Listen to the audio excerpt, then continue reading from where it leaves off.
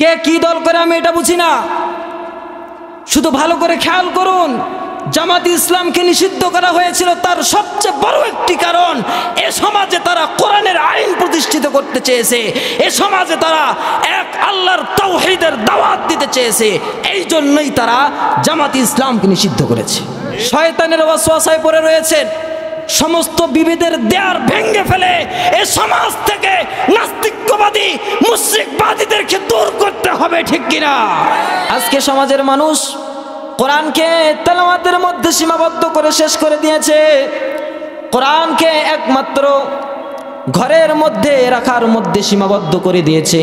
কিন্তু আল্লাহ তাআলা বলেছেন, না, এই কোরআনকে তোমাদের মাঝে শুধু তেলাওয়াতের জন্য পাঠানো হয় নাই, শুধু ঘরে রাখার জন্য পাঠানো হয় নাই, শুধু দোয়ার অনুষ্ঠান করার জন্য কোরআনকে পাঠাই নাই। আল্লাহ পাক রব্বুল আলামিন বলেছেন, এই কোরআন হলো তোমাদের জীবনের মধ্যে পরিপূর্ণ একটি জীবন বিধান। এই জীবন বিধান যতদিন পর্যন্ত তোমরা তোমাদের সমাজের মধ্যে, রাষ্ট্রের মধ্যে, নিজের জীবনের মধ্যে ফিট করতে না পারবা, প্রতিষ্ঠিত করতে না পারবা, হে মুসলমান মনে রেখো, যতই কোরআন পড়ে শান্তির দোয়া করো, এ জমিনের মধ্যে কোনোদিন শান্তি ফিরে আসবে না। কোনোদিন কি ফিরে আসবে না? কথা বলে না, কি ফিরে আসবে না? আল্লাহ তাআলা আমাদের জন্য যা কিছু করছেন, কল্যাণকর না অকল্যাণকর? কথা বলে না, কল্যাণকর না অকল্যাণকর? দুনিয়াতে মানুষ চলবে, চলার পথে নাম নেবে একমাত্র যার, তিনি কে? কার নাম নেবে? সব সময় উঠা বসায় যার নামের স্লোগান হবে একমাত্র সেই নামটা, সেটা হলো কার? আজকে আমাদের সমাজে এমন কিছু বিচিত্র মহল দেখা যাচ্ছে, এমন কিছু মানুষ দেখা যাচ্ছে যারা রাজনৈতিকের নাম দিয়ে এমনভাবে সমাজে মানুষের সামনে নিজেকে প্রকাশ করতেছে, নারাই তাকবীর আল্লাহু আকবরের ধ্বনি যদি কোথাও উঠে এটাকে দলীয় একটা স্লোগান বলতেছে। বলেন নাউজুবিল্লাহ। এটা কি দলীয় স্লোগান? এটা কি কোনো রাজনৈতিক দলের স্লোগান? নারাই তাকবীর আল্লাহু আকবর কোনো রাজনৈতিক দলের স্লোগান নয়। আর নির্বোধের বাচ্চা, এটা তো হলো মুসলিম জাতির একটা স্লোগান। কথা বলে না, এটা হলো মুসলমান জাতির একটা পাসপোর্ট। এই স্লোগানের সাথে মুসলমানরা যতদিন ছিল, মুসলমানদের উপর কেউ পারমাণবিক বোমা কেন হাজারো প্রচেষ্টা করে লক্ষ কোটি প্রকারের প্রযুক্তি দিয়ে মুসলমানদেরকে দমিয়ে রাখতে পারে নাই। আজকে তোমরা যারা নারাই তাকবীর আল্লাহু আকবরের ধ্বনিকে দলীয় স্লোগান বলে এই তাকবীরকে দমিয়ে রাখতে চাও, খোদার কসম করে বলি কশিন কালো সম্ভব নয়, ঠিক কিনা? আমাদেরকে দমিয়ে রাখতে চায়, বলতে চায় তোমরা যে তাকবীর দাও এটা দলীয় তাকবীর। মানে আগে তো এগুলো মারামারি, ওই যে একটা কুত্তা যদি এক জায়গায় খাইতে যায় দেখবেন আর একজনকার সহ্য, কুত্তার একটা স্বভাব আছে কি জানেন? নিজেও খাবেন আর একজনকে দেখবেন, আপনি একটা হাড্ডি এখানে ফালাই রাখেন, একজন যায় খাওয়ার জন্য দৌড়ে যাবে, আর ওই দিক থেকে যদি আর একজন দেখতে পারছে বাপরে বাপ, ও আসে ওক পিঠটাইবে আগত, ওটা থুইয়া হাড্ডি নিচ্ছে না, ও আগত পিঠটাচ্ছে, এই দিক থেকে আর একজন আছে খাইবেন, এই দিক থেকে আর একজন এসে কি করে ফেললো? খেয়ে ফেললো। তাদের স্বভাব নিজেও খাবে না, অন্য কেউ। নারাই তাকবীর আল্লাহু আকবরের ধ্বনি এটা যদি দলীয় স্লোগান হয়, অথচ তুমি যে এই কথাটা বললা, এটা তো কোনো মুসলমান জাতির কথা হতে পারে না। এটা কি কোনো মুসলমানদের কথা হতে পারে না? এই জন্য এই নামটা মুখে নিতে কোনো সমস্যা আছে? আছে? এসো না আল্লাহর নামে গান গাই, এসো না মনো প্রাণ জুড়াই, এসো না মনো প্রাণ জুড়াই। আল্লাহু আকবার বলো, আল্লাহু আকবার, আল্লাহু আকবার বলো, আল্লাহু আকবার। ও মধুর নামটি নিলে হৃদয় হাসে, ও মধুর নামে সুখ নেমে আসে, ও নামের তুলনা হবে না, হবে না, ও নামের তুলনা মেলে না, মেলে না, তুলনা নাই, নাই, নাই। এসো না আল্লাহর নামে গান গাই, এসো না মনো প্রাণ জুড়াই। আল্লাহু আকবার বলো, আল্লাহু আকবার, আল্লাহু আকবার বলো, আল্লাহু আকবার। লিল্লাহি তাকবীর, আরো জোরে লিল্লাহি তাকবীর। এই তাকবীর মৃত্যু পর্যন্ত আমাদের জবানে থাকার প্রয়োজন আছে না নাই? তাহলে এটা কি কোনো দলীয় স্লোগান?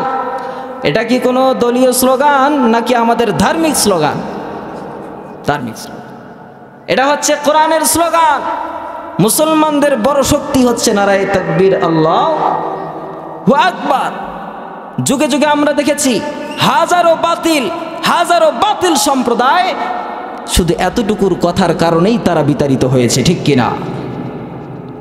আল্লাহ পাক রব্বুল আলামিন এই কোরআনকে আমাদের সমাজের মধ্যে শুধু তেলাওয়াতের মধ্যে সীমাবদ্ধ থাকার জন্য আমাদের কাছে পাঠায় নাই।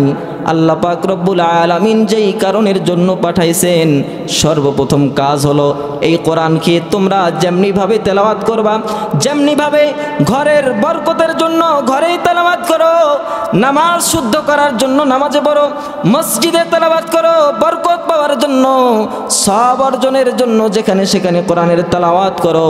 ঠিক তেমনিভাবে তোমাদের জীবনে যদি তোমরা শান্তিতে চলতে চাও, সে যেই ধর্মের আর বর্ণের লোক হোক না কেন, আল্লাহ তাআলা বলে এই কোরআন যদি তোমাদের সমাজের মধ্যে প্রতিষ্ঠিত থাকে, সমাজের কোনো মানুষ কোনো সময় তারা এহানতে পৌঁছে যাবে না, লাঞ্ছিত হবে না।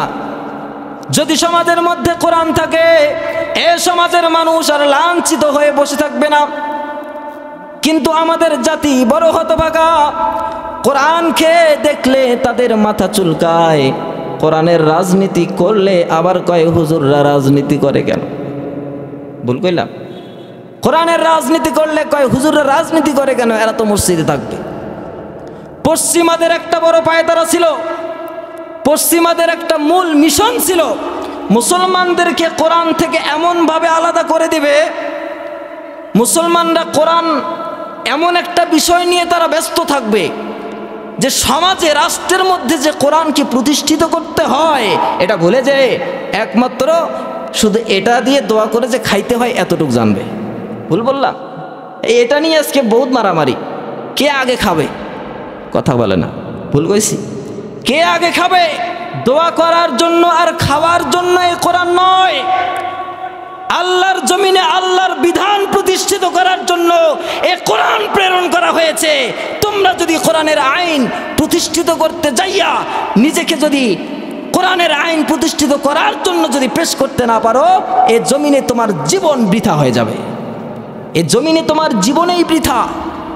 ইতিহাস পড়ো, পূর্বে যারা ইসলামের ট্যাগ লাগিয়েছিল, যাদের কাছে ইসলাম নামক নামটা ছিল, যাদের অন্তরে ন্যূনতম ঈমান ছিল, তারা কোরআনের জন্য, কোরআনের শাসন ব্যবস্থা বাস্তবায়নের জন্য নিজের জান কেন নিজের সমস্ত সব কিছু বিলিয়ে দিয়ে এই কোরআনকে প্রতিষ্ঠিত তারা করছে কিনা?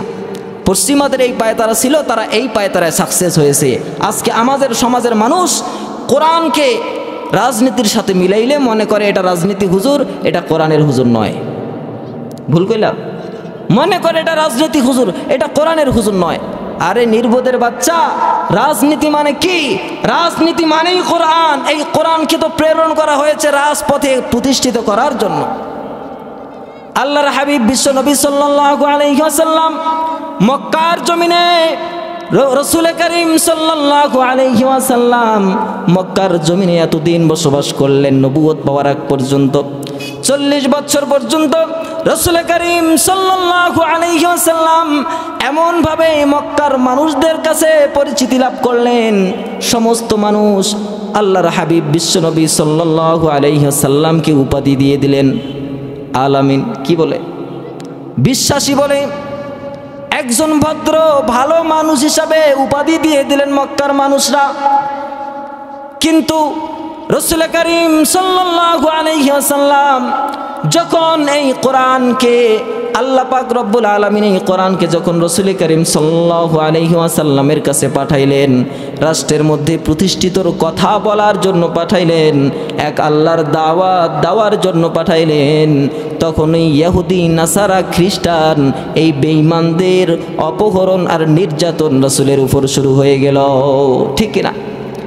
আজকেও যারা কোরআনের কথা বললে, কোরআনকে রাজপথে প্রতিষ্ঠিত করতে গেলে, কোরআনকে রাজপথে প্রতিষ্ঠিত করার জন্য কথা বললে, যেই মানুষগুলো এই কথাগুলোকে অপছন্দ করে, আচ্ছা বুঝে থাকলে বলুন তো সেই মানুষগুলো তাদের ভাই কিনা? কথা কয় না, তাদের ভাই না? ওই তো জাহেলিয়াতের ভাইয়ের কাছে চলে গেল, অজ্ঞতার যুগের কাছে চলে গেল। যে অজ্ঞতা গামী লোকগুলো এই কোরআনকে প্রতিষ্ঠিত করতে দেয়নি, কোরআনকে প্রতিষ্ঠিত করার জন্য, কোরআনকে বিরত রাখার জন্য হাজারো চেষ্টা করেছে, ঠিক একই কাজ তো আপনিও করতেছেন। যখনই বলে কোরআনের কথা তখনই আগেই বলে দেয় ফোন দিয়ে, হুজুর আজকে আমাদের মাহফিলে তো আসতেছেন, রাজনৈতিক কোনো কথা বলিয়েন না। কোরআন যদি বলে আমার কোন শক্তি আছে যে আমি এটাকে দমিয়ে রাখবো? কোনো শক্তি আছে আমার? কোরআন যদি রাজপথের কথা বলে, আমার কোনো ক্ষমতা নাই এই কথাকে দমিয়ে রাখার। ঠিক কিনা? আমার কোনো ক্ষমতা নাই। আল্লাহ পাক রব্বুল আলামিনের কোরআনুল কারীম এই বিধান যদি এই জমিনের মধ্যে চলে আসে, তাহলে এ সমাজের মধ্যে কোনো দুর্নীতি থাকবে নাকি? এ সমাজের মধ্যে কোনো লুটপাট, কোনো দুর্নীতি, কোনো কিছুই থাকবে না। আল্লাহ পাক রব্বুল আলামিনের কোরআনের বিধান হলো আস-সারিকু ওয়াস-সারিকাতু ফাকতাউ আইদিয়াহুমা। আল্লাহ পাক রব্বুল আলামিনের বিধান, যখন কোনো মানুষ চুরি করবে, সে চোর হোক আর চন্নি হোক, দুজনের হাত কেটে দেওয়া হবে। এই বিধান যদি আজকে এই বাংলার জমিনে যদি চুরির বিধানটা যদি কোরআনের বিধানে যদি জারি হয়ে থাকতো, তাহলে আজকে বাংলার জমিনের এই যে হাজার হাজার ব্যাংকে টাকা শূন্য থাকতো না, থাকতো। আজকে ব্যাংকে টাকা শূন্য কেন? সব লুট হয়ে গেছে, সব চুরি হয়ে গেছে। কেন? কারণ এতদিন তো আপনারা ভোট দিয়ে চোর পুষছেন। চোর কি বিচার করবে আর এক চোরের? সে তো নিজেই চোর। তখন কি করছে? জেলখানা তো ভরতে হবে। সব নিরপরাধ মানুষদেরকে যুগে যুগে জেল খাটিয়ে তাদের জীবন নষ্ট করেছে। এটার দায়ভার কে নিবে? আপনাকে নিতে হবে, কারণ আপনি নিজেই তো এটার সমর্থন করেছেন। আপনার জন্যই তারা, স্বৈরাচারীরা আপনার জন্যই সুযোগ পেয়েছে স্বৈর শাসন করার জন্য। ঠিক কিনা? আমার জন্যই তো সুযোগ পাইল, আমি তাকে সুযোগ করে দিলাম, করো। আমি তাকে সুযোগ করে দিলাম, তুমি যত পারো শোষণ চালাও, আমরা আছি। যুগে যুগে আমরা দেখে আসতেছি কিভাবে মুসলমানদের উপর নির্যাতন, নিপীড়ন, কোরআনের উপর কিভাবে তারা অজ্ঞাতভাবে কোরআনকে অপহরণ করতেছে। তারপরেও আমরা তাদেরকে ভুলতে পারি না। কয় আমরা তো মুসলমান, আমরা কোরআনকে ভালোবাসি, সব ঠিক আছে বাবা। কয় সব ঠিক আছে, কিন্তু কোরআনকে কোরআনের জায়গায় রাখেন, রাষ্ট্রকে রাষ্ট্রের জায়গায় রাখেন। আসলে কি বিষয়টা এমন? এরকম বললে ঈমান থাকবে? এই আসমান সৃষ্টি করেছেন যিনি, তিনি কে? জমিন সৃষ্টি করেছেন যিনি, তিনি কে? লিল্লাহি মা ফিস সামাওয়াতি ওয়াল আরদ। আসমান হলো আল্লাহর, জমিন হলো আল্লাহর। আসমান আর জমিনের মধ্যে আইন চলবে যার, সেই আইন হলো একমাত্র। তাহলে তুমি আমি কে? আমি নিজের আইন এখানে বাস্তবায়ন করব? আজকে সমাজের মধ্যে এই তন্ত্র মন্ত্র, আমরা যতদিন এই তন্ত্র মন্ত্রকে সুযোগ দিব, ততদিন কোরআনের এহানত হবে, কোরআনের বাহকদের এহানত হবে। কোরআনের বাহকদেরকে যুগে যুগে তারা লাঞ্ছিত করেছে। উলামা ইকরামকে লাঞ্ছিত করছে না? কেন করলো?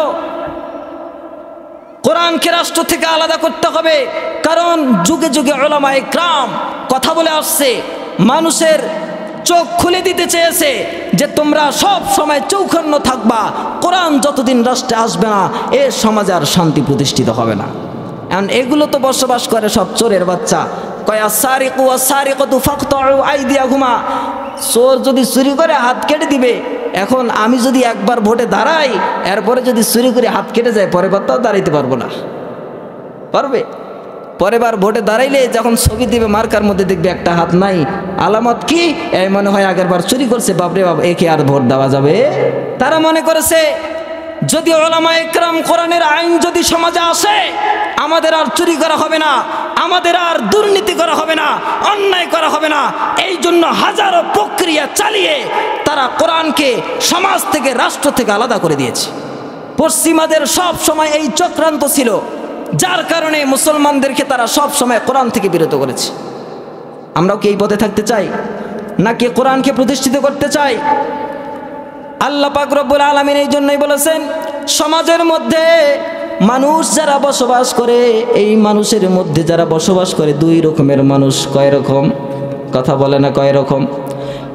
এক প্রকারের মানুষ হলো, তারা বলে সব ঠিক আছে, আমরা মুসলমান, আমরা ইমানদার, কোরআন তেলাওয়াত করি, নামাজ পড়ি, হজ করি, জাকাত করি, সব করি, কিন্তু মাগার রাজপথের মধ্যে কোরআনকে নিয়ে যাইতে চাই না।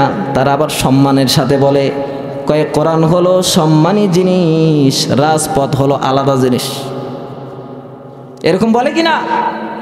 রাজপথ আলাদা জিনিস নয়, কোরআন রাজপথ একটাই। রাজপথকে শুদ্ধ করার জন্যই কোরআন আসছে। সম্মানিত ভাইয়েরা আমার, কোরআনকে শুধু ঘরের মধ্যে তেলাওয়াতের মধ্যে ক্ষান্ত করা যাবে না। আল্লাহ পাক রব্বুল আলামিন বলেছেন, যেমনি ভাবেই তেলাওয়াত করবা তেমনি ভাবেই রাষ্ট্রে প্রতিষ্ঠিত করতে হবে। আমাদের সমাজে কোরআনকে সমাজ থেকে বিরত রাখার জন্য এমন পায়তারা চলেছে, আজকে সমাজের মধ্যে এমনভাবে মুনাফিক ঢুকে গিয়েছে, যাতে করে এই কোরআনের আইন যেন সমাজের মধ্যে আর কোনো সময় বাস্তবায়ন করা না যায়। আপনি যদি জিজ্ঞাসা করেন, ভাই হিন্দু কোথায়, আমরা বলতে পারবো একাধিক বা হিন্দুত্বের আধিক্যবাদ আছে আমাদের পাশের দেশে। যদি বলেন বৌদ্ধ কোথায়, বলতে পারবো পাশের দেশে মায়ের মায়ে যান, বৌদ্ধ দেখতে পারবেন। যদি বলেন যে ইহুদি নাসারা খ্রিস্টানরা কোথায় পাবো, বলবো যান পশ্চিমায় যান, সেখানে ইহুদি নাসারার অভাব নাই। কিন্তু যদি জিজ্ঞাসা করেন মুনাফিক কোথায়, তাহলে বলার কোনো ক্যাপাসিটি আছে? কারণ মুনাফিক আছে এই ধলাগজে, মুনাফিক আছে আমাদের মধ্যেই, ঠিক কিনা? ভুল বললাম? আমাদের মধ্যেই। কারণ সেও জুব্বা পরে, আমিও জুব্বা পরি, সেও টুপি পরে, আমিও টুপি পরি। চিনবো কেমনে? চিনার তো কোনো ক্যাপাসিটি। আল্লাহ পাক রব্বুল আলামিন এই জন্যই বলেছেন, কোরআনের কথা বলতে গিয়ে, কোরআনকে প্রতিষ্ঠিত করতে গিয়ে এই রকমের অন্যায় অবিচার মুনাফিকি যারা করবে, আল্লাহ তাআলা তাদের স্থান এমন একটি জায়গায় দিয়েছেন, ইন্নাল মুনাফিকিনা ফিদ-দারকিল আসফালি মিনান নার। মুনাফিকদের স্থান হলো জাহান্নামের একদম তলদেশে স্থান হলো মুনাফিকদের। কোথায়? মুনাফিকদের জাহান্নামের তলদেশে স্থান। আজকে মুসলমানদের মধ্যে এমনভাবে বিভক্তি করে দেওয়া হয়েছে, এমনভাবে মুসলমানদেরকে একজনকে আরেকজনের থেকে বিভক্তি করা হয়েছে, পৃথক করা হয়েছে। বলে দিয়েছে এক দল হলো জামাতে ইসলাম, আর এক দল হলো কওমি, আর এক দল হলো সুন্নি, আর এক দল হলো সরসিনা, এক দল হলো ফুরফুরা। মুসলমানদের মধ্যে এমন একটা বিশৃঙ্খলা সৃষ্টি করে তারা সাকসেস হয়েছে যে মুসলমানরা যখন বিভিন্ন দলে তারা বিভক্ত হয়ে থাকবে, যখন কোরআনের পথে, রাজপথে একজন ডাক দিবে আর একজন আসবে না, একজন ডাক দিবে আর একজন আসবে না। কেন? কয় আমরা ওই দলের না। আর এক দল আসবে রাজপথে কোরআন কায়েমের জন্য ডাক দিবে, কিন্তু সে বলবে আমি যাব না। কেন? আমি ওই দলের না। এইরকম ভাবে মুসলমানরা যদি 7টা 8টা দলে বিভক্ত হয়ে থাকে, তাহলে মুসলমানদের ঐক্য যখন নষ্ট হয়ে যাবে, আচ্ছা বলেন তো কাফের বেঈমানরা মুসলমানদের মারার জন্য সুযোগ পাইল কিনা? পাইল না। এমন সুযোগ পেয়ে যায়, মুসলমানদেরকে তারা এমনভাবে হ্যস্ত করতে সক্ষম হয়ে যায়, মুসলমানদের সংখ্যা কমে যায়। কিন্তু না, আপনি ভালো করে খেয়াল করুন, কওমি আলিয়া, জামাত ইসলাম এইরকম দ্বন্দ্বে বিভক্ত করে যুগে যুগে যারা বিরোধিতা করেছে, আপনি ভালো করে খেয়াল করবে দেখবেন এই জামাতে ইসলাম দলকে নিষিদ্ধ করা হয়েছিল রাষ্ট্রের মধ্যে, করেছে কিনা? করেনি। ভালো করে মনে রাখবেন, শোনেন কথাটা। জামাতে ইসলামকে নিষিদ্ধ করেছিল। কেন করেছে? আপনি মনে করতেছেন জামাতে ইসলাম করে এই জন্য চুরি করছে, লুটপাট করছে, এনাদের মতো বাহিরের রাষ্ট্রে টাকা জমাইছে? কথা কেন করছিল এরকম? তাহলে এই দলকে নিষিদ্ধ করা হলো কেন? আপনি মনে করিয়েন না এনারা রাজনীতি করে, শুধু রাজনৈতিক দলের কারণে তাদেরকে নিষিদ্ধ করা হয়েছে। কে কি দল করে আমি এটা বুঝি না, শুধু ভালো করে খেয়াল করুন। জামাত ইসলামকে নিষিদ্ধ করা হয়েছিল তার সবচেয়ে বড় একটি কারণ, এ সমাজে তারা কোরআনের আইন প্রতিষ্ঠিত করতে চেয়েছে, এ সমাজে তারা এক আল্লাহর তাওহীদের দাওয়াত দিতে চেয়েছে। এই জন্যই তারা জামাত ইসলামকে নিষিদ্ধ করেছে। আপনি মনে করেন না যে ওরা রাজনীতি করে, ওরা তো এমন গুজব ছড়াই দিয়েছিল, রক্কাটা মৌলবী, এটা মৌলবী, ওটা মৌলবী বলে তারা দলকে নিষিদ্ধ করেছে। অথচ আর এক দল আছে, আরো কত দল আছে, হাজারবার খেয়ে চুরি মামলা, হত্যার মামলা, মামলার কোনো শেষ নাই, তারা নিষিদ্ধ হয় না। এমন একটা দলকে নিষিদ্ধ করা হলো যে দল ক্ষমতায় আসে নাই, যে দল কোথায় আসে নাই, ক্ষমতায় আসে নাই। তাদের মূল মিশন ছিল কোরআনকে যেন নিয়ে কেউ রাষ্ট্রের মধ্যে পর্যন্ত পৌঁছতে না পারে, এটাই হলো তাদের মূল মিশন। এই মিশনকে সাকসেস করতে তারা সফল হয়েছিল। কিন্তু আল্লাহ পাক রব্বুল আলামিন সব কিছু দেখেন কিনা, কথা কয় না, দেখেন কিনা? আল্লাহ পাক রব্বুল আলামিন দুনিয়ার মানুষকে সুযোগ দেয়, ছাড় দেয়, কিন্তু ছেড়ে এমন একটা সময় চলে আসলো যে সময়ের মধ্যে যারা এই উলামা ইকরামকে, মৌলবীকে রাজাকার বলে বলে আজকে সারাটা জীবন শেষ করে দিল, এমন একটা সময় চলে আসলো এই রাজাকার শব্দ দিয়েই আল্লাহ তাআলা এই জমিন থেকে তাদেরকে বিতাড়িত করে দিল, ঠিক কিনা? এই রাজাকার শব্দ দিয়েই আল্লাহ তাআলা তাদেরকে এই জমিন থেকে বিতাড়িত করেছে। সম্মানিত মুসল্লিয়ান ইকরাম, সম্মানিত ভাইরা, খুব মনোযোগ দিয়ে শুনবেন।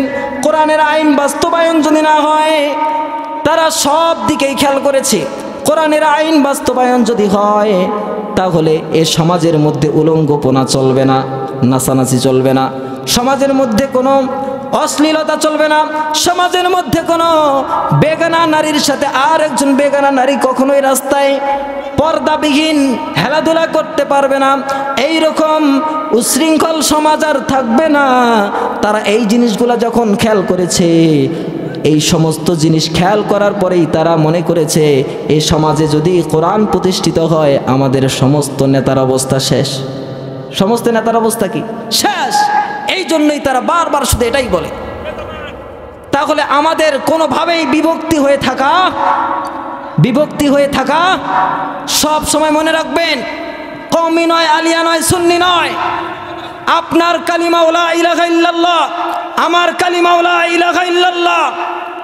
যেই সকল মুসলমান যারা নিজেকে মুসলমান দাবি করো, আমাদের সকলের একটাই পাসপোর্ট, একটাই অস্ত্র, সেটা হলো লা ইলাহা ইল্লাল্লাহ। আমরা সকলে এক আল্লাহর বিশ্বাসী কিনা? তাহলে আমাদের ঐক্যবদ্ধ হওয়ার প্রয়োজন আছে না নাই? আমাদের মাবুদ কয়জন? আমাদের আল্লাহ কয়জন? আমাদের প্রভু এক, এক নবীর উম্মত, জীবন বিধান এক, ওই শিবানী কোরআন। তবে কেন এক নও হে মুসলমান, এক হও করি আহ্বান।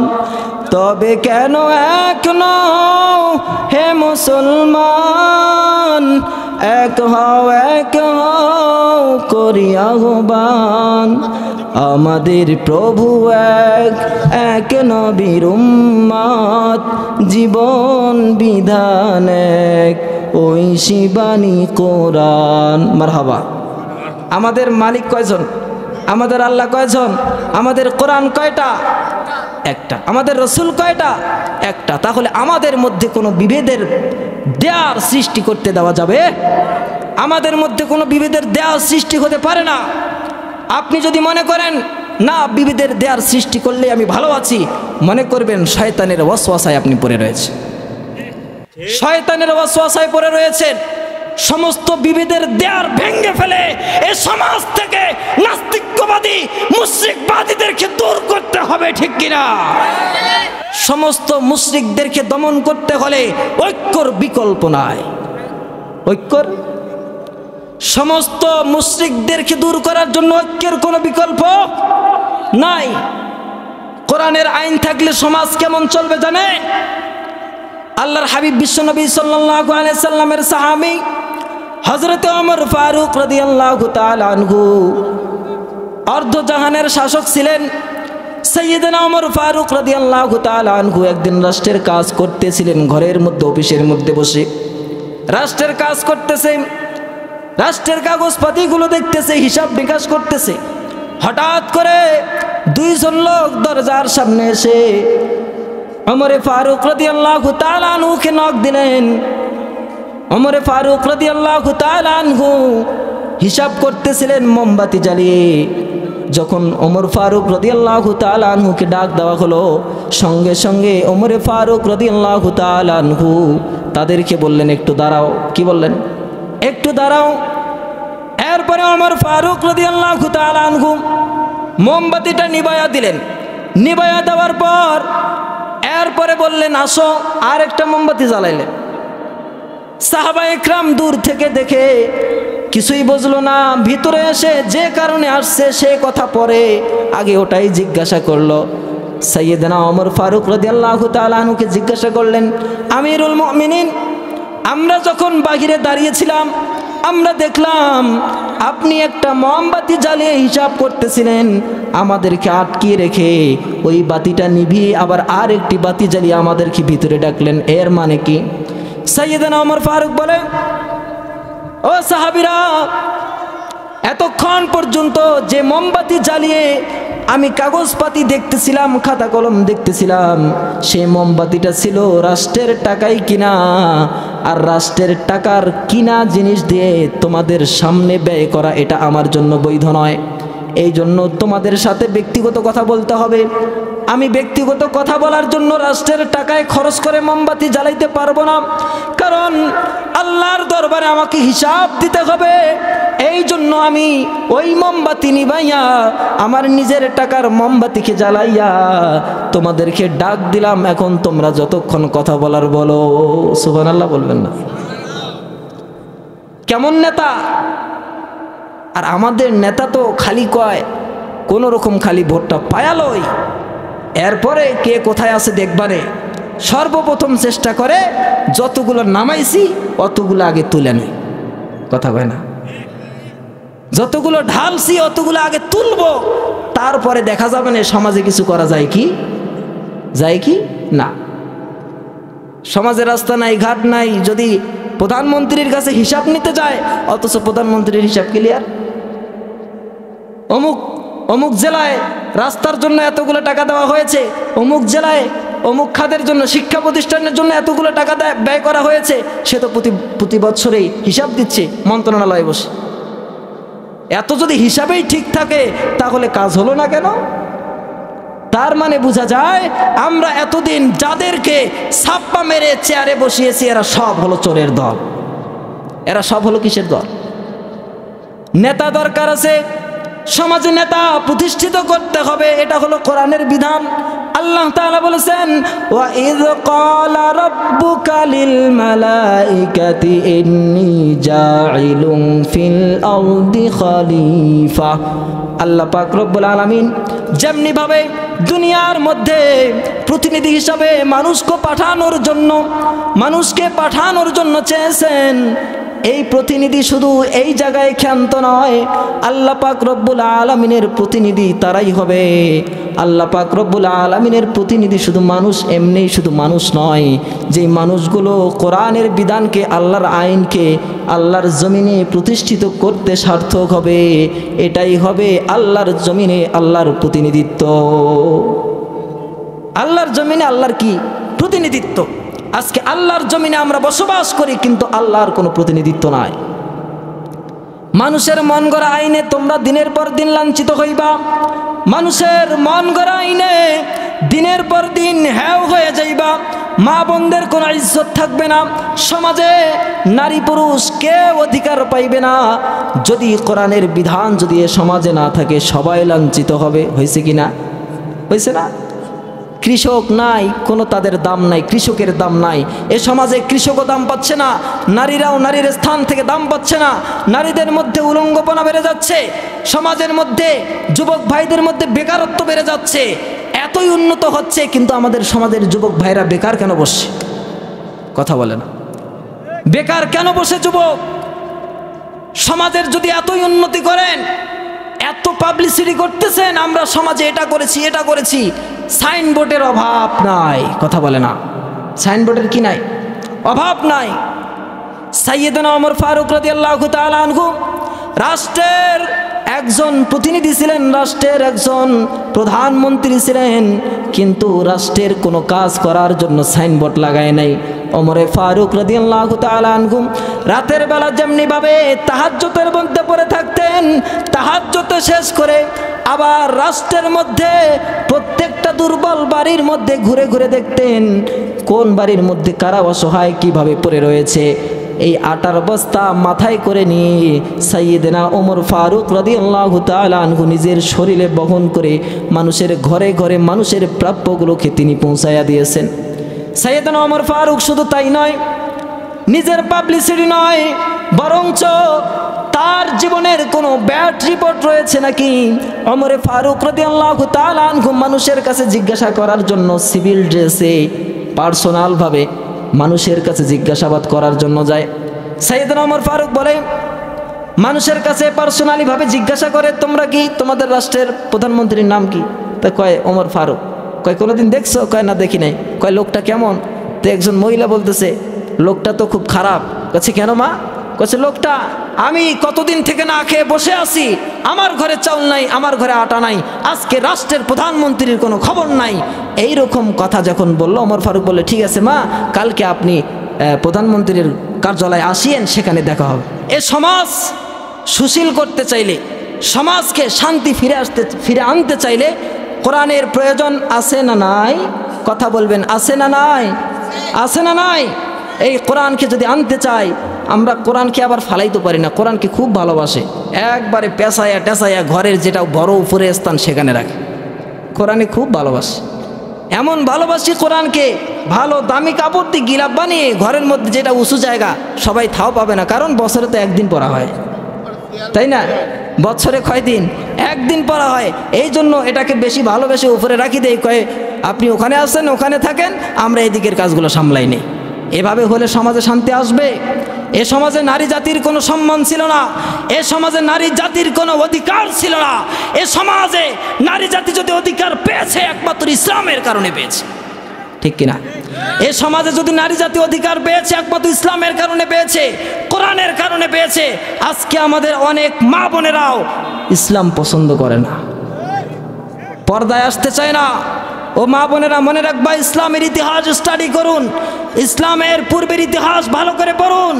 এ সমাজ, এই কোরআন আপনাকে কেমন দামি করেছে, এই ইসলাম আপনাকে কেমন দামি করেছে। ইসলামকে যদি আপনি ভালো না বাসেন, ভবিষ্যতে আবার সেই জায়গায় ফিরে যাবেন, অটোমেটিক যাচ্ছেন, এখনো সময় আছে। কোরআনকে রাষ্ট্রে নিয়ে আসুন, কোরআনকে শুধু মসজিদে নয়, শুধু ঘরে নয়, শুধু দোয়ার মাহফিলে নয়, কোরআনকে সংসদে চেয়ারে নিয়ে আসুন। ইনশাআল্লাহ পুরো দেশ, পুরো সমাজ সুন্দর হয়ে যাবে। পারবো তো ইনশাআল্লাহ। আল্লাহ তাআলা সকলকে উক্ত কথাগুলোর উপর, সর্বপ্রথম আমাকে, এরপর সমস্ত সামিঈনদেরকে আমল করার জন্য তৌফিক দান।